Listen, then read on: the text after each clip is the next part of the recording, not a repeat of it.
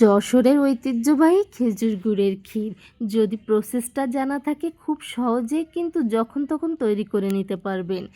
বিয়েবাড়ি কিংবা জন্মদিন যে কোনো অনুষ্ঠানে কিন্তু এই ক্ষীর তৈরি করা হয়ে থাকে। কিভাবে তৈরি করেছি পুরো প্রসেসটা আজকে আপনাদের সঙ্গে শেয়ার করব। প্রথমে একটা হাঁড়িতে পর্যাপ্ত পরিমাণে পানি নিয়েছি, এর ভিতর একটা দারুচিনি এবং 1 চামচ লবণ দিয়ে দিয়েছি এবং এই যে আতপ চাল, এটাকে আমি 2 থেকে 3 ঘন্টা ভিজিয়ে রেখেছিলাম। ভালোভাবে ধুয়ে ভেজাতে হবে, তাহলে কিন্তু রান্নাটা খুব দ্রুত হয়ে যাবে। তারপর সেই গরম পানির ভিতর আমি দিয়ে দিলাম আতপ চাল, আর এখন যেটা দিচ্ছি এটা হচ্ছে নারকেল। অবশ্যই কিন্তু এই ক্ষীরে নারকেল দিতে হবে, তবে আমি কিন্তু নারকেলের পরিমাণটা একটু বাড়িয়ে দিয়েছি, কারণ নারকেল যখন মুখে পড়বে খেতে দুর্দান্ত লাগবে।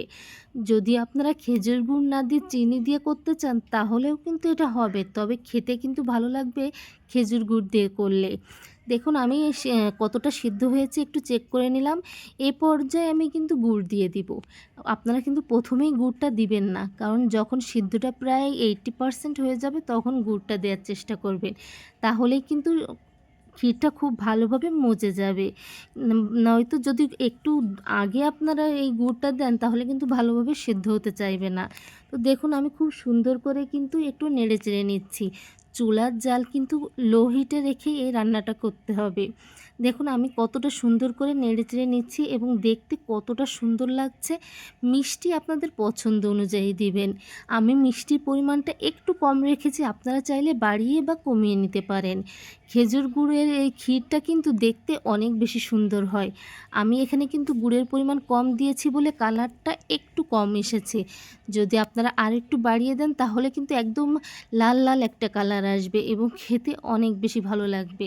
আর এটার স্বাদও কিন্তু অনেক বেশি সুন্দর হয়েছিল। দেখুন কতটা সুন্দর লাগছে। অবশ্যই কিন্তু এতে কোনো রকম দুধ আপনারা অ্যাড করবেন না, কারণ ক্ষীরের মতো রান্না করলেই ভালো লাগে। আমি কিন্তু এভাবে প্রায় বাসায় তৈরি করে থাকি।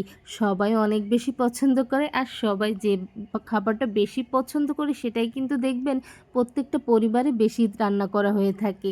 মিষ্টি জাতীয় এই খাবারটা কিন্তু যে কোনো অনুষ্ঠানেই তৈরি করা হয়ে থাকে। আপনি যদি খুব সহজেই তৈরি করে নিতে পারেন তাহলে কিন্তু সবাই অনেক মজা করে খাবে। দেখুন উপর থেকে কালারটা কতটা সুন্দর এসেছে। আমি কিছুক্ষণ ঢেকে রেখেছিলাম।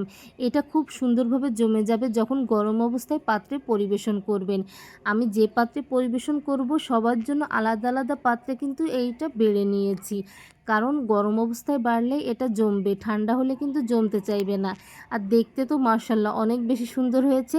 আপনাদের কাছে আমার আজকের এই ভিডিওটা কেমন লেগেছে অবশ্যই জানাতে ভুলবেন না, এবং আপনার একটা গঠনমূলক মন্তব্য রেখে যাবেন। আমি খুব সহজে খুব দ্রুত আপনার বাসায় চলে যাব। সবাই ভালো থাকবেন। আল্লাহ হাফেজ।